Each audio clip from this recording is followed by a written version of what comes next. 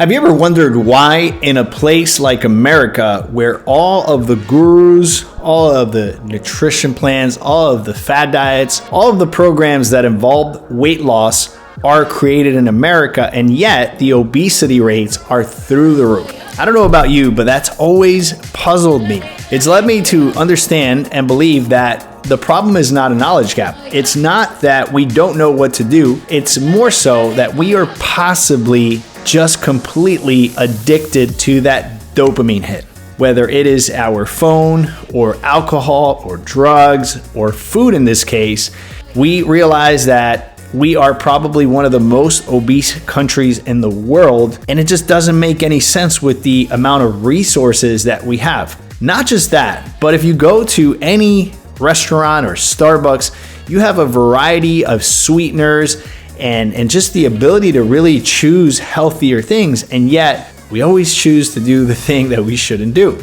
I've been to third world countries where when you walk into a coffee shop, all they have is white sugar. That is it. That is what they offer, is white sugar. Here you have Splenda and stevia and brown sugar, and you have this like assortment of different sweeteners. They have all these different teas. They have the low calorie this. When you actually go to the coffee shops here, you see all the calories listed out so people can clearly see what they're consuming. And yet we still have a problem. And so then the question is, what is the challenge? I'm glad you asked. My name is JT Tapias, and I'm a professional fitness life coach. And for the last 23 years, this is what I have devoted my life to.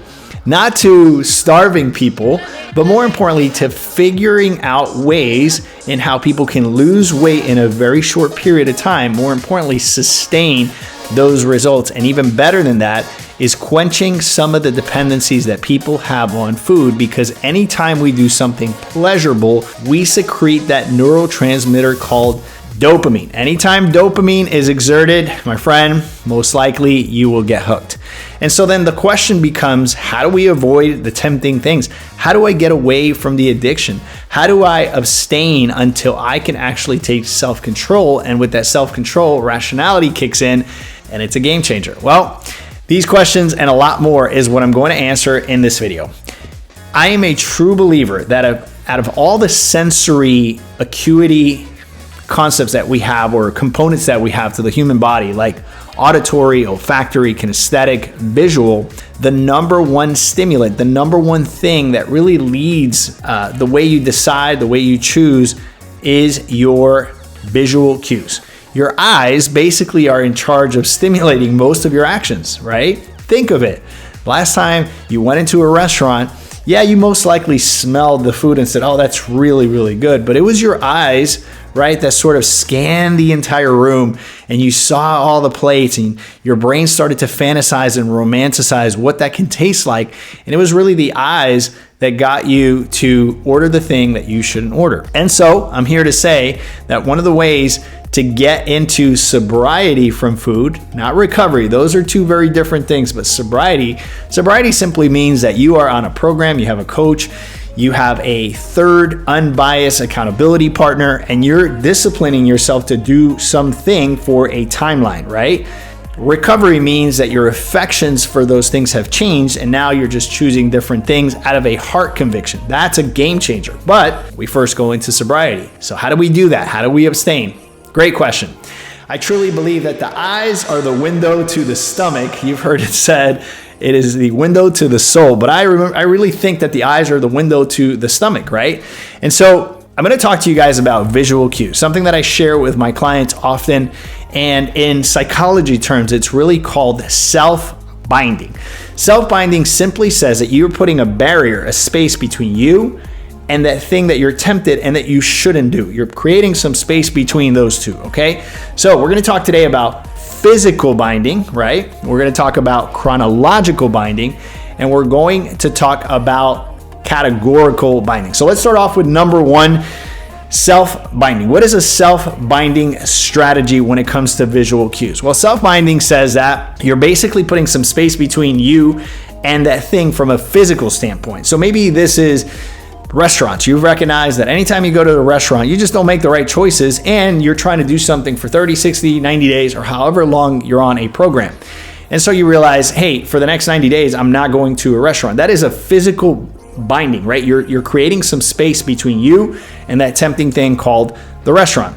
Maybe it's visual stimulants. There are certain things that when you see them, all you can do is think about food. Maybe it's the commercial on TV with the Haagen-Dazs almond vanilla ice cream, and you see that, and they do a great job, right, at promoting and marketing that in such an appealing way. And you see it and you go, oh man, I got to go have it. You buy it and you fall for it. So maybe you decide, hey, for the next 90 days, I'm going to make sure that I'm not watching television, or when the commercials come up, I'm just going to turn it off and come back when my show is back on, for example, right? That's one of the many things that you can do. You have internal self-binding, right? These are how you actually perceive your emotions when it comes to food. Oftentimes, what I've noticed with clients is that when people are sad, happy, bored, right? All these feelings give people the idea that food is going to resolve that friction in them, right? And so they're looking to mitigate emotions through food.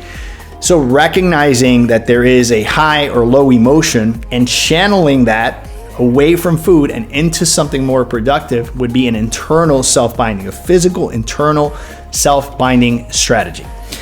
It's also important to understand that you have these chronological ways of self-binding. Chronological simply means that you're creating a timeline for you to eat. Intermittent fasting is great for this reason, and I believe that this is the main reason why intermittent fasting gets such great reputation when it comes to weight loss. It's not necessarily because you're hungry and you're starving yourself and you're not eating enough, and that's why you're losing weight. And intermittent fasting is this magical thing, and all you have to do is not eat, because I actually see that backfire more often than not, right? I see people that actually go 22 hours without eating, and then inside of their eating window, they do disastrous things, right? I believe that the thing that benefits intermittent fasting the most, the people that benefit from intermittent fasting benefit from the idea of 12 or 20 hours of fasting and then an 8-hour window in where they actually get to eat. So because they narrow the eating window, now they're not snacking in between, now they're not overeating at certain times. Maybe they're just eating once or twice, and hopefully they have a coach and they're eating the right things inside of that window. And then intermittent fasting works, and because you're creating that chronological binder that's not allowing you to eat in certain times, and you become more organized around the way you eat. Lastly, we have categorical binding strategies. Categorical binding strategies simply say that now you can rationalize through this process. So at this point, you start to basically read about different diets, the causes of obesity, the causes of type 2 diabetes, hypertension, high blood pressure, all the issues that being overweight can bring into your life. You start to read about this, you start to inform yourself, and now you're making rational decisions. So this categorical binding strategy works really well, but you got to get the other ones in place so that now you have the ability to rationalize through some of these things. You're listening to podcasts, you're joining weight loss groups, maybe you join a challenge, maybe you hire a coach, right? And you start to inform yourself, and now you're getting the right ideas, which are creating the right feelings, which are creating the right actions, which create the right habits. And if those habits are well aligned with your goals, you create a great character around that, and you land on a dime when it comes to your goals. My friends, today we talked about ways to self-bind, create visual cues, create physical space between you and that thing that you're addicted to. Let's call it food in this case. We talked about chronological binding, which actually creates time and space between you and that thing that you're looking to stay away from. Now, I know you hear all these strategies and you're probably thinking, man, that's a lot of work. And I'm here to remind you that nothing good in life is easy. And neither is this, right? And so the idea here is truly that we are creating strategies that we're implementing, not perfectly, but progressively, doing things slowly but surely and getting into the right direction and doing them in a sequence, in a systematic sequence that eventually will get you to your weight goal. I want to leave you with this. If this sounded overwhelming, I just want you to remember this. You need to create some space between you and that addiction process called food, and you need to create that in 3 ways. Physically, chronologically and categorically. Watch this video again, take some notes, apply it, my friend, and you're gonna see that you're gonna get amazing results just like our clients in our 90-day transformation program get.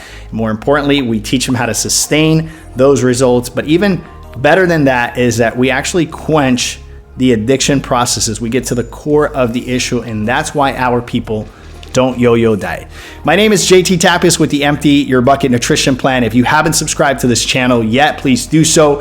And if you enjoy videos like this, check this video out right here. You're gonna love it. Talk to you guys soon. Ciao, ciao.